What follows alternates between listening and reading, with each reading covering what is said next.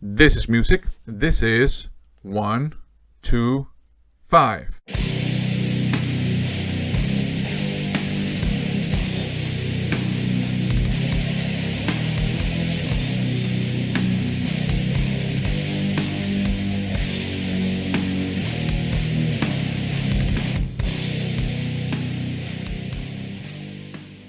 Yeah, it's not the case that I don't know how to count. Thing is, the BeardyRedViking has reached 125 subscribers, and to celebrate that, he has launched a 125 themed contest. So, first of all, congratulations on reaching that milestone. That's awesome. Good job. Secondly, if you don't know his channel, it's a great vinyl community channel. He does a lot of collection update videos, shows a lot of vinyl and a lot of CDs. And there's a very good spread genre-wise. I mean, most of it is metal, but there's a very good spread among the different subgenres of metal. So lots of quality content he does. Also, he does some concert reviews and some festival reviews. And you know what? If you like Mastodon, he's a Mastodon fan. So you can rest assured that there will be Mastodon content every now and then on his channel. That's another reason to go and subscribe to it. He also seems to be a super nice guy in general, so good stuff. I obviously want to celebrate that he's reached 125 subscribers, and I also want to support his channel, so this is my entry into his contest. The rules are pretty straightforward. First of all, you got to subscribe to his channel. Then he wants you to talk about one artist that you like, but that people might not expect you to like. 2 artists that you hate, that people might not expect you to hate, and those you can sort of swap those 2 around if you want to. So 1 artist you hate, 2 artists you like. And then show and talk about 5 releases from within the last 5 years, so going back to 2017, that you keep going back to because they're just that great. So here we go. I've gone with the 1 artist you like, 2 artists you hate. It's kind of hard to, for me at least, to kind of gauge what people would expect you to like. I'm pretty sure that people would expect me to like metal, but I also have shown lots of other things on my channel: blues, jazz, 80s synth pop, hip hop, just 80s pop, you know, other stuff. So I don't know what people would expect me to like. But I do have a suspicion that people would not expect me to like techno music.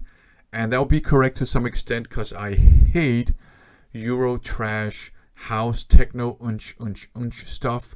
Now, if you like it, that's great. I think it's garbage, but one man's garbage is another man's gold. So there you go.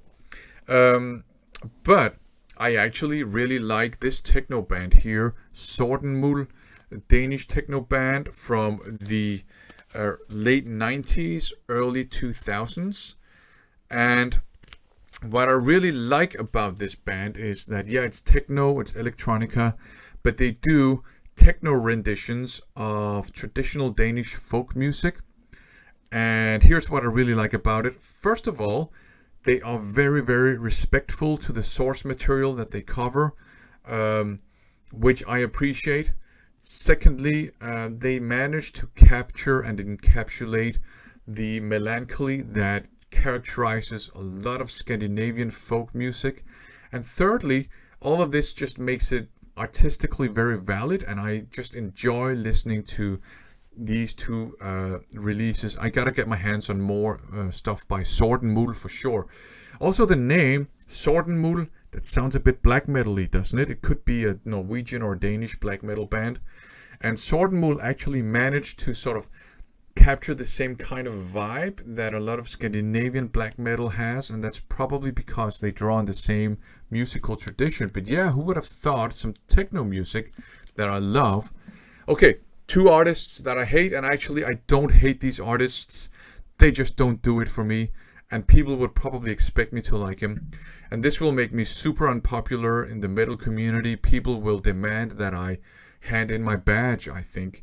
But here we go. Up first, Iced Earth. I used to love Iced Earth. I used to love John Schaefer's just surgical precision in his rhythm guitar playing. Songs like Night of the Storm Rider, fantastic song. I used to love that stuff, but now I just can't listen to it without just getting annoyed, to be honest. And I don't think music should have that effect, certainly not on me. So yeah, I'm getting rid of all my Iced Earth stuff. And I know people will say, well, you just have to separate the artist from the art. No, you don't. You can if you want to. That's fine. But you don't have to if you don't want to, or if you just can't for whatever reason. You don't have to. It's up to you. And I just can't listen to Iced Earth without being annoyed. So I'm getting rid of my Iced Earth stuff. I'll pass it on to someone that can still enjoy Iced Earth. But there you go.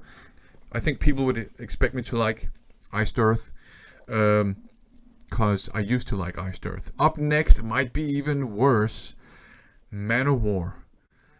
They just don't do it for me anymore. I used to love Manowar when I was a kid, but a couple of years ago I decided to, I'm going to listen to Manowar. I feel like listening to Triumph of Steel, Hail to England, all that stuff.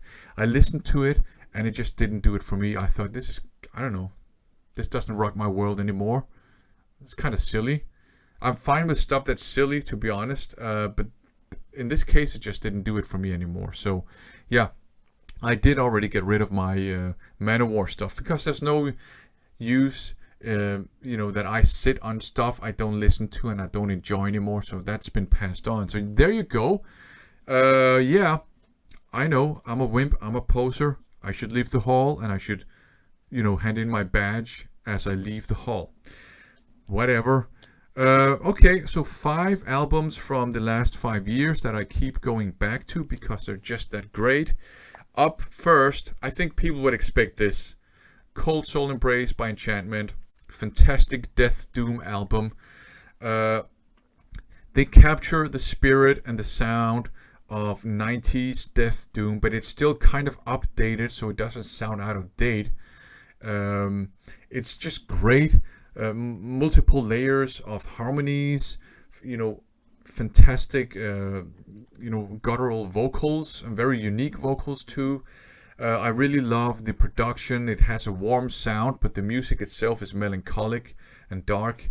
And I really like how central the bass is in the production. So Enchantment, it's an album that I listen to, and when I listen to it, I always listen to it once or twice, or 3 times more than just than just that one first time I listened to it. It's that great. It's a fantastic Death Doom. I have it on vinyl. I just wanted to show the cassette tape. Up next, Isomer, Japanese power metal vocalist. I never see anyone talk about her in the vinyl community, which is weird because I know there are lots of just fans of power metal in the vinyl community, and there are lots of fans of female fronted metal. So this should be a gold mine. This is fantastic. It's epic. It's catchy. Just top-notch musicianship. And Isomer, she's just an amazing vocalist. Lot of range. Very versatile. She can hit some super high notes. She can do fantastic rock building. And the music is just so catchy. Especially Future King. So this is another album that when I listen to it once more. Maybe 2 times, maybe 4 times more. It's that great. The only gripe I have with it is that I suspect the drums are programmed, and that always annoys me a little bit. Not when I listen to this, I don't get annoyed, but just the concept. Because there are humans out there that can do this kind of drumming. So I guess if she ever decides to make another album, I would encourage you to get in touch with Mari from Mary's Blood. She's a great drummer. She can play this stuff with one arm tied behind her back and her eyes closed. But this is great, super catchy. I love listening to it, so I always listen to it a couple of more times. If you like female fronted metal, do check it out. Some more Japanese stuff, and yes, this would obviously show up in this video. Of course it would. Band-Maid. This is World Domination. Band-Maid, melodic, catchy, uplifting hard rock.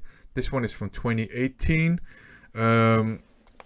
This one, from 2017, by the way, but this is from 2018. And the reason why I keep going back to this one, and pretty much all Band-Maid's stuff, to be honest, is that it's great. Another reason is that we're still in it, but we just came out of a pandemic with lockdowns, and I think we're all a bit down every now and then, and needed some pick-me-up music to just, you know, get your spirits up a little bit. And for me, at least, Band-Maid was just perfect for that.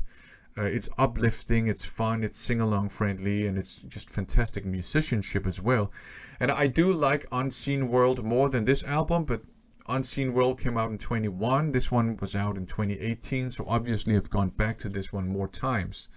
So this is an album I keep going back to just because I enjoy it and because it has a feel-good effect on me, and it's great. So there you go. The next one, Senjutsu by Iron Maiden. It's slightly different reason for me to go back to this one. I do like it very much. I think it's great, and I like all the songs on it, some more than others.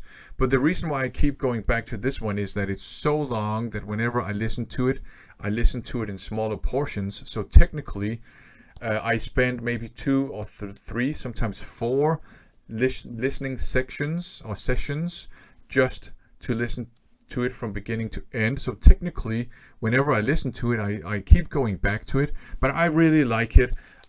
Days of Future Past, my favorite song, but I think all the songs are good. I know it's kind of the same tempo all along, but I'm fine with that. It's still Iron Maiden, and it's quality music. I enjoy it. I like it. So there you go. And this is another one people would expect, of course.